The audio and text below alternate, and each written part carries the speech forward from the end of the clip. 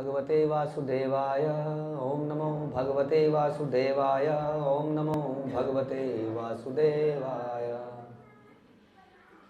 तो हमने सुना था कि किस प्रकार से ब्रह्मा जी शिव जी के पास गए हैं और शिव जी को ग्लोरीफाई कर रहे हैं और बोल रहे हैं, उनको समझा रहे हैं कि शिव जी जो हुआ सो हुआ, छोड़ो, इस सब में क्या रखा है। और जो धर्मात्मा लोग होते हैं वो बाकी लोगों के पापों के लिए इतने रुष्ट भी नहीं हो जाते।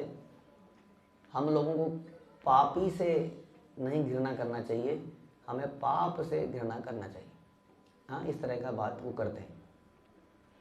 कुरु अध्वरस्य उद्धरणं हतस्य भो त्वया अस्मात्तस्य मनो प्रजापते न यत्र भागं तव भागिना ददु कुयाजिन येन मखानि नीयते। श्लोक संख्या 50। हे शिव, आप यज्ञ का भाग पाने वाले हैं तथा फल प्रदान करने वाले हैं। दुष्ट पुरोहितों ने आपका भाग नहीं दिया, अतः आपने सर्वस्व ध्वंस कर दिया, जिससे यह यज्ञ अधूरा पड़ा है। अब आप जो आवश्यक है करें और अपना उचित भाग प्राप्त करें। तो जैसा हमने सुना था, एक संसार में लोग बोलते हैं the show must go on. वो शो हमारा है, क्लब का show, cricket match must go on, दिन हो या रात हो, डे नाइट मैच भी चल सकता है। हाँ, एवरीथिंग मस्ट गो ऑन। लेकिन यहाँ पर बता रहे हैं यज्ञ मस्ट गो ऑन। भगवान गीता में बोलते हैं दान तप और यज्ञ must go on, the show must go on. Real show क्या है? तो रियल शो समझ में आपको क्या है? दान तप और यज्ञ, ये रियल शो है, ये हमेशा चलना चाहिए। आप सन्यासी बन गए तो भी करना पड़ेगा। सन्यासी को भी दान करना होता है, सन्यासी भी दान करता है, धन का भी कर देता है, जो उसको धन प्राप्त होता है, विद्या का भी करता है। हर व्यक्ति को दान देना है, हर व्यक्ति को तपस्या करनी है, हर व्यक्ति को यज्ञ करना है, कृष्ण की प्रसन्नता के लिए कार्य करना है। इसलिए कह रहे शिव जी ये सब कुछ हो गया, अब आप आगे आइए और सब भूल जाइए और चलो फिर से चालू करते हैं। ये बड़ा इंपॉर्टेंट है, क्योंकि हम जीवन में लड़ते झगड़ते तो हमेशा ही रहेंगे, चाहे पति पत्नी हो, चाहे भाई बहन हो, चाहे मित्र हो, चाहे डिवोटीज हो।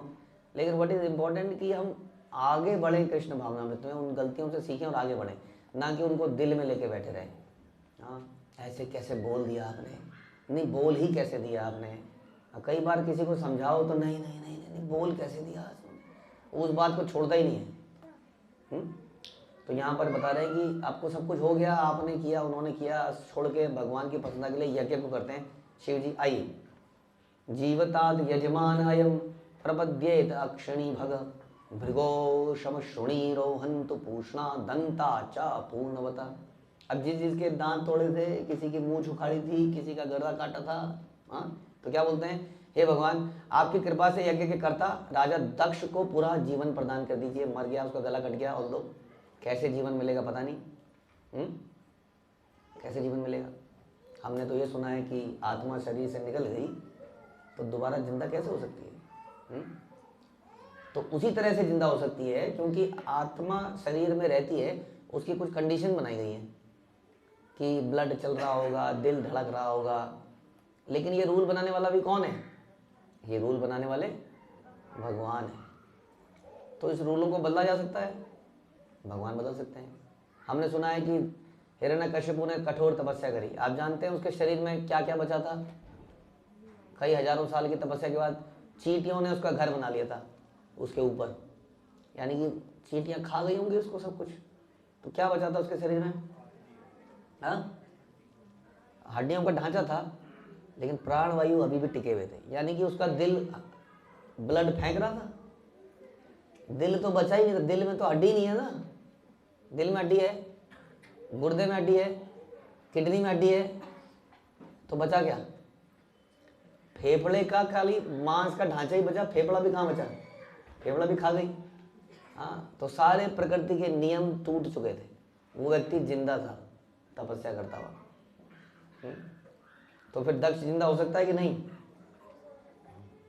तो दक्ष को जिंदा कीजिए पहले तो, और क्या कीजिए, भग को उसके आंखें मिल जाएं। आपने उसकी आंखें फोड़ दी, उसको आंखें दे दीजिए। भृगु को उसके मूछें दे दीजिए। कई लोगों को मूछों से भी बहुत प्रेम होता है। इस्कॉन में आने के बाद हम कई बार बोल देते हैं कि नहीं प्रभु जी मूछें थोड़ा आप देख सकते हैं क्या? मूंछों में तो हमारा ऐसा हो जाता है, मूंछ में, दाढ़ी में, बाल में, कई बार बालों में किसी की आसक्ति होती है, किसी कई चीज़ों में आसक्ति हो जाती है। तो उन्होंने कहा जी भृगु की आपने मूंछ नोच ली थी शिव जी दक्ष यज्ञ में, मूंछें वापस कर दीजिए और पूसा के दांत वापस कर दीजिए, है ना। आपने सुना था कैसे लड़ाई हुई थी, तो ये वापस कर दीजिए, क्योंकि नहीं तो वो बैठ जाएंगे आप सब लोग, जब भी वो बैठेगा अपने दांत को देखेगा शीशे में, वो आप याद आएंगे, वो आपके बारे में कुछ सोचेगा। तो ये सब सेटल कर देते हैं, आप कर दीजिए, आप सक्षम हैं। देवानाम भग्न गात्राणाम ऋत्विजाम च आयुध अश्मधि भवता अनुगृहीतराम साशु मन्यो अस्तु अनातुरम। हे शिव, जिन देवताओं तथा पुरोहितों के अंग आपके सैनिकों द्वारा क्षत विक्षत हो चुके हैं, वे आपकी कृपा से तुरंत ठीक हो जाएं। हाँ, कई सारे पुरोहितों को आपने इधर उधर पटक पटक के तोड़ डाला, उनको भी ठीक कर दीजिए। एषते रुद्र भागा अस्तु यत उच्छिष्ट अध्वरस्य व यज्ञैते रुद्र भागेन कल्पताम मध्य यज्ञ हन। हे यज्ञ के विध्वंसक, आप अपना यज्ञ भाग ग्रहण करें और कृपा पूर्वक यज्ञ को पूरा होने दें। अब वास्तव में शिव जी को यज्ञ का भाग लेने का कोई ऐसा वो नहीं था कि मुझे यज्ञ का भाग लेना है ना। शिव जी जब सेवा करते हैं तो कैसे करते हैं? निष्काम। ऐसा नहीं है कि हम कुछ सेवा करें तो हमें बदले में कुछ चाहिए। हाँ, आप मंदिर के लिए कलेक्शन करके लाए, प्रभु जी थोड़ा तो 1% तो मेरा भी बनता है, 5% तो मेरा ही बनता है, ऐसा होता है? नहीं, ऐसे ही हर चीज़ में आप अगर कुकिंग कर रहे हैं तो क्या, अब मैंने कुकिंग करी है तो थोड़ा तो बनता है, मिल जाएगा तो क्या है? तो प्रसाद है, कृपा है। नहीं मिलेगा तो भी कृपा है। वैसे हर चीज़ में होना चाहिए। तो शिव जी का ऐसा कोई गंतव्य नहीं था, मतलब विचार नहीं था कि मैं ऐसा कुछ प्राप्त करूं। ही वॉज ओके, क्योंकि जो वैष्णव होते हैं वो कर्म कांडों पे बिलीव नहीं करते हैं कि मुझे कुछ मिल जाएगा अगर मैं ये आरती घुमा दूंगा। तो वो देखते हैं कि भगवान का आदेश क्या है और उसका पालन करता है। जैसे कि अर्जुन ने आरती नहीं चलाई, जो कि वो कह रहा था कि मैं जंगल में जाके आरती कर लूँगा, युद्ध करने की क्या जरूरत है। उसने युद्ध किया क्योंकि भगवान की ऐसी इच्छा थी। हाँ, लेकिन यज्ञ का प्रोसेस भी संसार के लिए ज़रूरी है। यानी कि यज्ञ का मतलब क्या है? भगवान की प्रसन्नता के लिए कार्य करते रहने चाहिए। जैसे हमने बोला, यज्ञ का मतलब केवल अग्नि यज्ञ नहीं है। इसलिए बोल रहे हैं कि ये प्रोसेस होते रहना चाहिए ताकि समाज में एक बना रहे प्रोसेस। आपको इन सब की आवश्यकता नहीं, क्योंकि आप तो दिव्य पुरुष हैं। लेकिन क्योंकि संसार में सारे लोग इस प्रोसेस को देखेंगे, इसलिए हम ही लोग अगर लड़ेंगे आपस में तो नीचे के लोग क्या करेंगे? इसलिए हमें क्या करना चाहिए? फिर से वही बात आ गई कि जब बड़े ही लड़े बैठे हैं तो छोटों का क्या होगा? तो मन मुटाव हो ही जाते हैं हमारे बीच में। उसको छोड़ के हमें फिर से क्या करना चाहिए? भगवान का भजन करना चाहिए। यदि हम भगवान के भजन में आपसी मतभेदों को भुला के बैठते हैं तो इसका मतलब कौन इंपॉर्टेंट हुआ? भगवान इंपॉर्टेंट हुआ। यदि हम आपसी मनमुटाव को ज़्यादा बड़ा बना लेते हैं तो ज़्यादा इंपॉर्टेंट कौन हुआ? मैं ज़्यादा इंपॉर्टेंट हो गया। अब हमारे जीवन में हम इंपॉर्टेंट होने चाहिए या भगवान इंपॉर्टेंट होने चाहिए, ये क्वेश्चन है। तो इस प्रकार से सारे देवता शिव जी के पास पहुँचे और शिव जी तो इतना बोलने की जरूरत ही नहीं थी उन्हें, तो वो तो बैठे ही थे, कोई आए और हम चालू करें फिर से, नो प्रॉब्लम, जो हो गया हो गया। तो फिर अध्याय 7वें में क्या होता है? मैत्रेय बताते हैं कि ये सब हो गया। मैत्रेय मुनि ने कहा, मैत्रेय मुनि विदुर को बता रहे हैं कि इति अजेन अनुनीतेन भवेन परितुष्यता अभ्यधाई महाबाहो प्रहस्य भूषयताम इति, कि हे महाबाहु विदुर, भगवान ब्रह्मा के शब्दों से शांत होकर शिव ने उनकी प्रार्थना का इस प्रकार उत्तर दिया। महादेव उवाच नाद्यम प्रजेश बालानाम वर्णये नानुचिंतये देव माया विभूता नाम दंडस्त्रधितो मतमया। शिव जी ने कहा कि हे पूज्य पिता ब्रह्मा जी, क्योंकि टेक्निकली ब्रह्मा जी के थ्रू शिव जी आए, और ऐसा हम शास्त्र में पढ़ते हैं कि शिव जी की position is greater than Brahma ji, but वो उसको पालन कर रहे हैं। जैसे कि भगवान जब संसार में आते हैं तो देवकी को अपनी माता कहते हैं, यशोदा को माता कहते हैं। भगवान का कोई माता हो नहीं सकती है। हे पूज्य पिता ब्रह्मा जी, मैं देवताओं द्वारा किए गए अपराधों की परवाह करता ही नहीं हूँ। अब मैंने तो भूल भी गया आप कौन से अपराध की बात करते हैं, है ना। क्योंकि ये देवता बालकों के समान अल्प ज्ञानी हैं। मैंने गुस्से में आके कुछ नहीं किया, अतः मैं उनके अपराधों पर गंभीरता पूर्वक विचार कर ही नहीं रहा हूं। ऐसा हमारा भी भाव होना चाहिए। मैंने तो उन्हें राह पर लाने के लिए ही दंडित किया है। जैसे हम बच्चे को राह पर लाने के लिए दंडित करते हैं, जैसे गुरु अपने शिष्य को दंडित करता है, उसके पीछे नफरत नहीं है ना। देखो हम कह रहे थे कि कंट्रोल्ड एंगर, ये अनकंट्रोल्ड एंगर नहीं है, ये कंट्रोल्ड एंगर है, किसी को सबक सिखाने के लिए, रास्ते पे लाने के लिए। शिव जी ने आगे कहा, प्रजापते दग्ध शीर्षण भवतु अजमुखम शिरा मित्रस्य चक्षुषा इक्षेद भागम स्वम बर्हिषा भगा। कि देखिए जी, अब किसी का सर, दक्ष का सर तो अग्नि में भस्म हो चुका है, अब तो वो सर तो कैसे आएगा, अतः उसे बकरे का सर प्राप्त होगा। समझ में आया? हमने किया ऐसा मेडिकल साइंस में। बकरे का सर। हार्ट ट्रांसप्लांट तो हो रहा है, हेड ट्रांसप्लांट मैंने सुना नहीं है अभी तक। हाँ, हेड ट्रांसप्लांट, क्योंकि आपको पता है जो जितने भी नर्वस सिस्टम है वो यहाँ है, ये सारा पीछे से, एक गर्दन के पीछे, इसलिए कहाँ किसी को मारा जाता है तो खटाक यहीं से, यहाँ से मारो, खत्म है सब, सारा सिस्टम यहाँ पीछे है। यही कट के अलग हो गया। अब दूसरा सोचिए, कितने नर्व्स हैं इसमें, आप सोच नहीं सकते। अब उनको जोड़ना इज इम्पॉसिबल, लेकिन ये कह रहे हैं जी बकरे का सर मैं लगा दूंगा, शिव जी कह रहे हैं, नो प्रॉब्लम। और भग नामक देवता मित्र के नेत्रों से यज्ञ का अपना भाग देख सकेगा।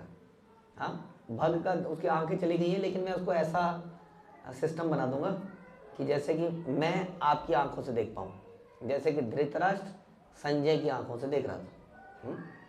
तो ये मैं सिस्टम कुछ ऐसा कर दूंगा कि वो उसको उसके नेत्रों से देखेगा।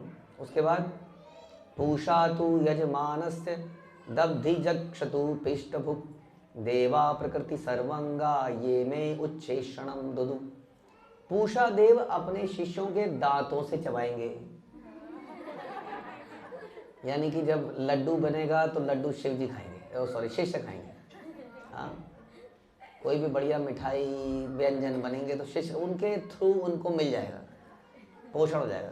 जैसे हमें ग्लूकोज लगाते हैं, कई लोग कहते हैं जी ग्लूकोज लगा दो, क्या बढ़िया है, खाना पड़ता नहीं, लेकिन ये यहाँ की तुष्टि कैसे होगी, यहाँ भी तो तुष्टि चाहिए ना, थोड़ा जीभ में आनंद भी चाहिए।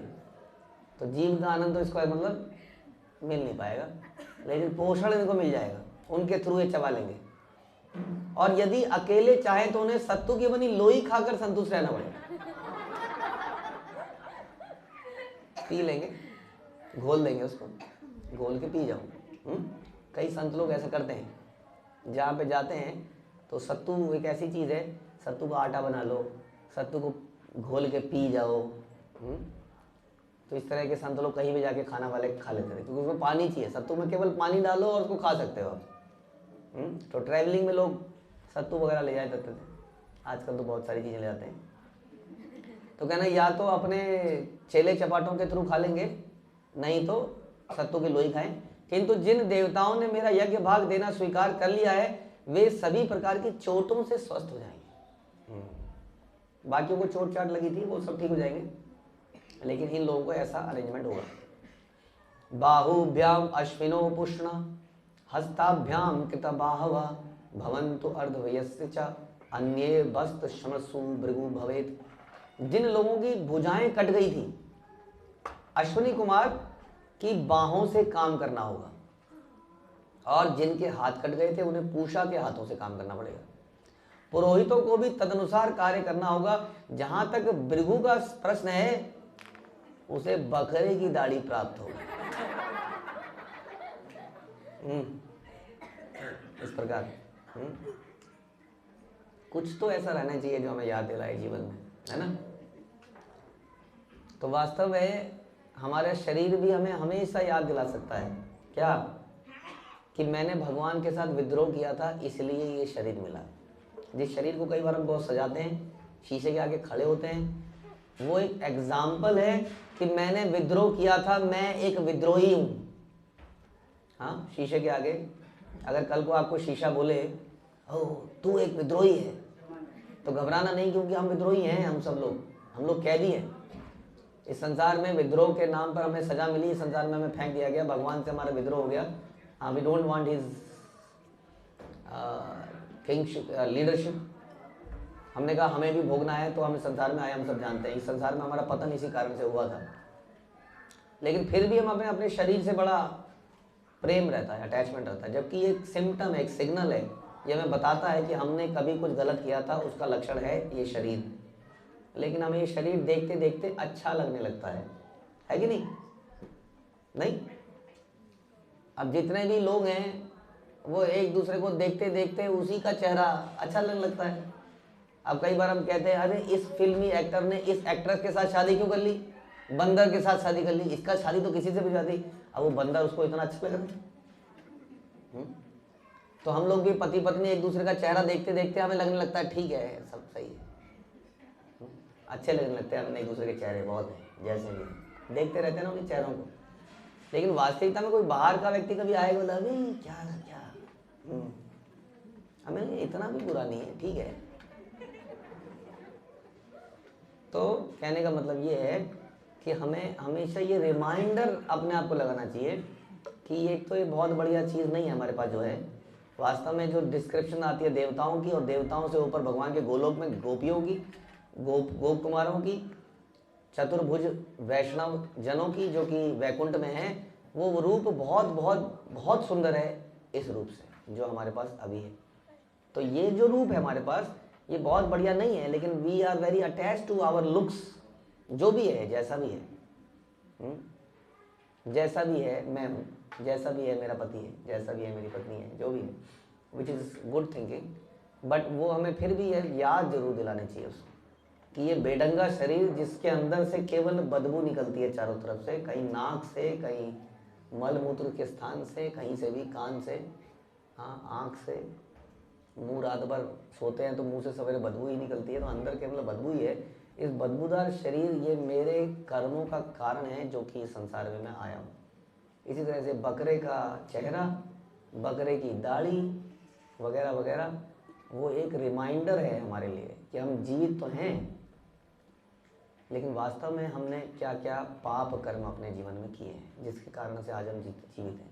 उनको कैसे ख़त्म किया जाए, कैसे प्रायश्चित किया जाए, कैसे पश्चाताप किया जाए, कैसे भगवान का नाम लिया जाए, भगवान के धाम में जाया जाए, अपना स्पिरिचुअल शरीर प्राप्त किया जाए, हाँ ये भौतिक शरीर को कैसे त्याग किया जाए, ये सारी लर्निंग हमें मिलनी चाहिए इस कथा से भी, है ना। तो यहाँ पर दक्ष प्रजापति को अब बकरे का शरीर मिलेगा, बकरे का सर मिलेगा, जो कि उसको हमेशा याद दिलाएगा कि मैंने एक वैष्णव के प्रति अपराध किया था, मैंने अपने शरीर को, अपने धन को, अपनी पोजीशन को इतना बड़ा माना कि मैंने वैष्णव का अपराध किया और उसका फल ये है।